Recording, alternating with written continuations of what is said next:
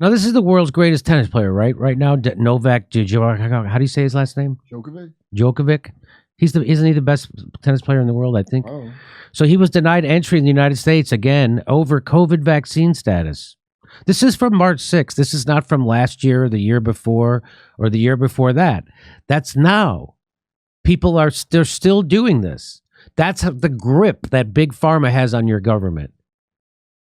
They're going to squeeze out every last dime. Make foreigners get vaccinated before they come in. That's what this is. By the way, is that who does that? Homeland Security? Yeah. Is that what they do now? Wait, what do they do anyway?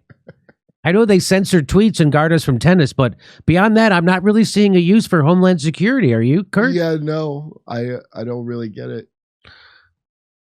The Novak Djokovic vaccine saga has extended into 2023. The world's #1 Serbian tennis star was denied entry into the United States due to him being unvaccinated against COVID-19, forcing him to withdraw from the BNP Paribas Open, which starts Wednesday in Indian Wells, California. It started such today. Djokovic, we should go do fun stuff like that, huh? Go watch tennis. Djokovic had as soon as I started saying it, I realized how stupid it was. Djokovic has requested a vaccine. I don't know. Have you ever seen a professional tennis match? Is it exciting? If I followed tennis, I would. I followed tennis, maybe, but Djokovic has requested a vaccine waiver, but was denied by Homeland Security. It's not the first time that Djokovic has been forced out of a competition due to his vaccination status. The 35-year-old was forced to withdraw from the 2022 Australian Open after arriving in Melbourne. First, and he put a shrimp on the barbie. First having and then he had a Foster's. It's Australian for bear. First having his visa I bet they don't drink Foster's in Australia. I'll bet you any money they don't. First having his visa canceled and then being deported out of the country. Djokovic also did not play in the 2022 U.S. Open, which Spaniard Carlos Alcaraz ended up winning. Just before his heart exploded. His heart exploded with pride. The vaccine drama and subsequent missed tournaments caused Djokovic to temporarily lose his hold on the #1 ranking, but it's like when they took it away from Muhammad Ali. It's like I was just thinking that. He's still the best guy. Yep. But he regained that status after winning the 2023 Australian Open since the country loosened. So we have screwier vaccine requirements than Australia? That's genuinely surprising. The U.S. is ending its COVID-19 emergency declaration on May 11th. So I think it'll be okay to come in then, which will allow yes. That could allow Djokovic entry into the U.S. for the summer hardcourt season, including the U.S. Open. The 22-time Grand Slam champion lost in the semifinals of the Dubai Tennis Championships on Friday to Danily Medvedev. Wow, he lost to a Russian clearly through the match because he's a Putin puppet. That's what I'm thinking. Just like anyone else who objects to the COVID vax. Maybe he took Sputnik, comrade. Huh? May 11th. That's like leaving your Christmas tree decorations up to May 11th.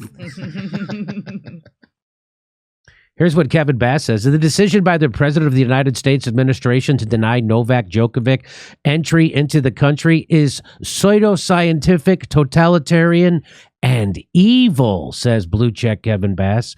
It is a form of punishment for publicly defying the United States Public Health Commissariat and nothing but.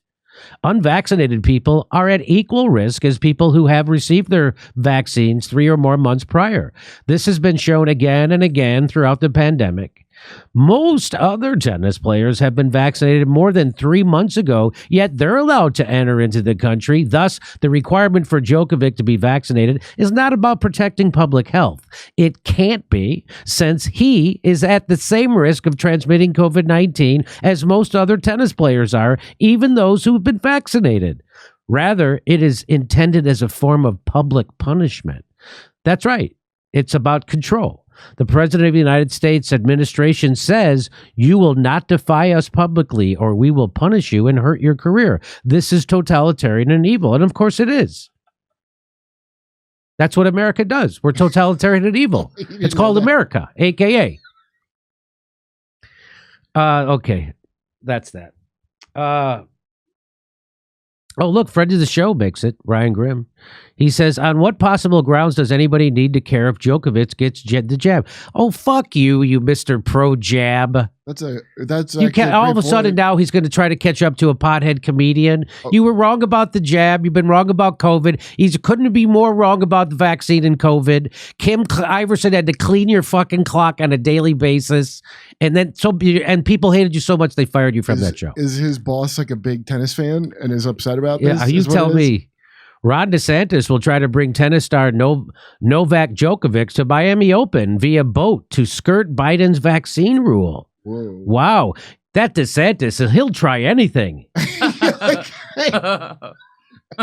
Doesn't this just come off like DeSantis has a team on board? Like, what are people going to be mad about that'll attract the MAGAs to him? That's what it seems like. Yeah, he's like, hey, what stunt can I pull that will appeal to Trump voters? That's what it seems like that DeSantis is doing. If you want to see my stand-up special, become a member at jimmydore.com. It's only $10, and come see our live stand-up comedy in Los Angeles, Palm Springs, Milwaukee, St. Paul, Honolulu, Northampton, Massachusetts, Syracuse, Cohoes, New York, Hartford, and more.